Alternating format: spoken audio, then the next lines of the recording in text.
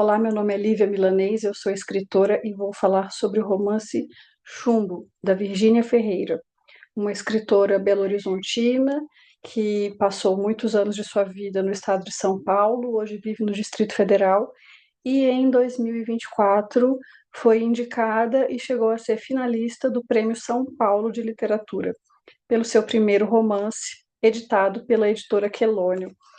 Nesse romance, a protagonista é a Ana, uma mulher que está em alto exílio, ela está morando em Nova York, enquanto passa pelas privações de memória, dificuldade de entender a própria realidade por causa do isolamento, da distância, do cansaço e pelos traumas que ela carrega na sua trajetória pessoal e também na sua trajetória familiar.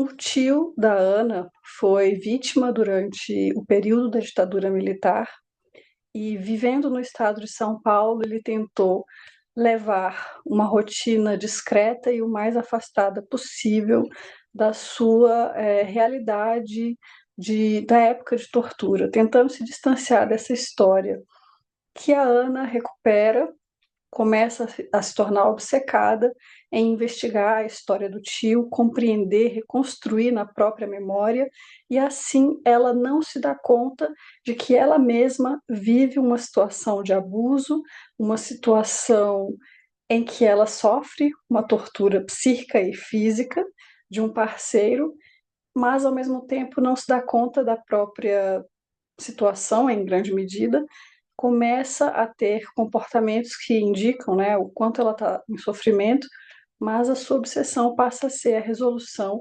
da história do tio.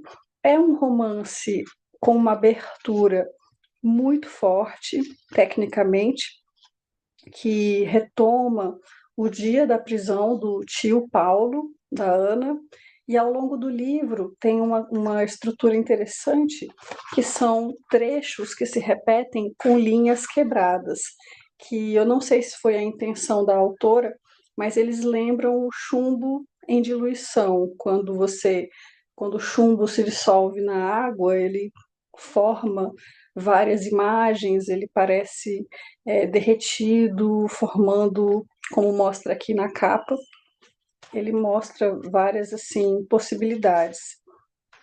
E essa capa aqui, inclusive, a capa é de Silvia Nastari. Bom, o romance tem 121 páginas, que é um formato dos romances que mais comumente a gente tem visto, né, na literatura brasileira contemporânea, não são nem muito curtos, nem muito extensos. Pela sua densidade, é um romance, pelas propostas que ele tem de retomada de memória, pelos núcleos, né, a Ana, o tio e toda a configuração familiar dela também, que ela passa a questionar por que ela passa, né, por que ela está vivenciando aquilo, ela procura explicação na sua família mesmo, né, se houve alguma traição familiar que tenha levado o seu tio a ser denunciado. Enfim, esse é o pano de fundo.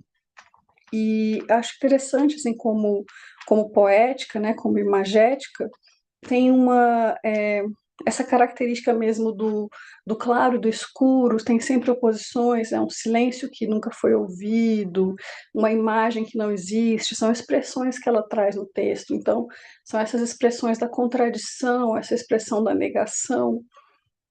E as linhas quebradas, né, que foi aqui uma coisa que eu relatei. E o desenvolvimento gradativo da paranoia da Ana, que indica o quanto ela está em dificuldade, né? Dificuldade psíquica naquele momento da sua vida. E é uma leitura que você pode fazer com rapidez, mas que vai ser bem aproveitada se você fizer com bastante atenção.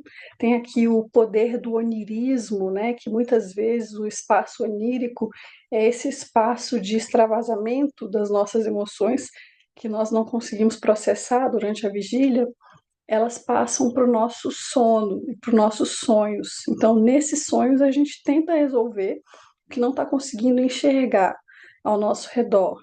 Por exemplo, no Milan Kundera, A Insustentável Leveza do Ser, tem a personagem Teresa, que sempre lida com sonhos repetitivos, quando não consegue lidar com a realidade de que ela é traída.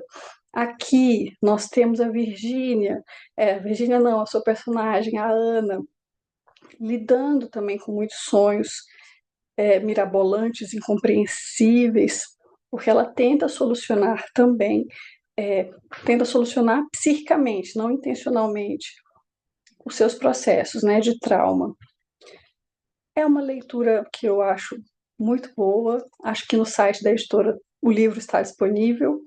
Parabéns à Virgínia pelo reconhecimento da sua obra e que, como essa obra dela, nós possamos prestigiar muitas outras da sua autoria. Com certeza, a literatura brasileira ganha bastante. Essa é a mensagem. Obrigada por assistir até o final.